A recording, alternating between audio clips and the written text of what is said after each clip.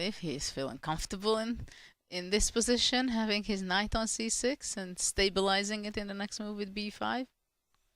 And that h5 pawn can be sometimes vulnerable, right? At some point. Yeah, Black's king is a bit airy as well. Okay, he tries to trade off these knights.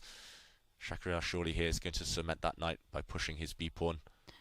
He's making a move. No, he attacks the queen first. Wow, he hits but that's the black queen. You can just see that by the evaluation bar. That was a blunder. What's happened there? Oops.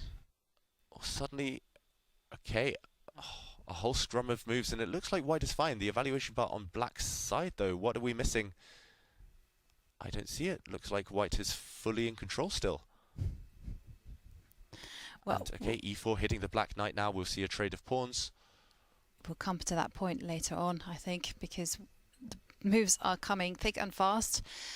And now still everything to play for in this position, as black's king is rather shaky and white has a dominance there in the center. Yes, and just while the tension mounts, let's quickly jump back to this position. Rook d4 was indeed a huge blunder, because after rook takes c6, black would have been winning. There's a counterattack against the white queen, no time to take black's queen, and a check would have been met by a block with the black knight. Really strong move here after rook takes. This is trouble for the white king. Next move, actually, black will either take the rook or even just jump in with the other black rook with a killer attack. Missed opportunity for Nodirbek. Abdusattorov. Let's get back to the game, however, and this is the current position. Everything to play for, but white is breaking through. White has a strong knight, and the e6 pawn, a huge weakness. Is Mamedyarov going to do it? Well, I think it will be very hard to hold it, because there are too many weaknesses. Knight e5, the g6 is a weakness.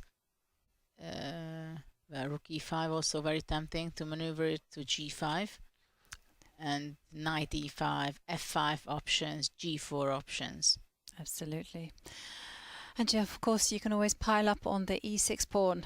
This is in complete control mode for Shakhriyar, and Shakhriyar, of course, has a big time advantage as well. Abdusattorov now under 50 seconds on the clock. He will be getting a 1 second increment now, I think.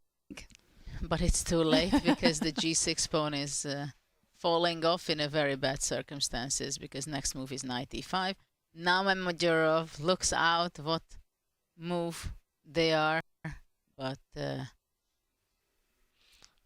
yeah, he has that luxury, Mamedyarov, with almost 3 minutes on the clock. He can afford to take a zoom out of the position, and he knows that he is dominating. He knows he's got a checkmating attack incoming. And wow, desperation from Abdusattorov, giving up on the g6 pawn, running with the king. Oh, what a nice blow from Mamedyarov. Doesn't even take the pawn. Instead attacks the rook and going to grab that g6 pawn with the knight. Let's go. And there you see it.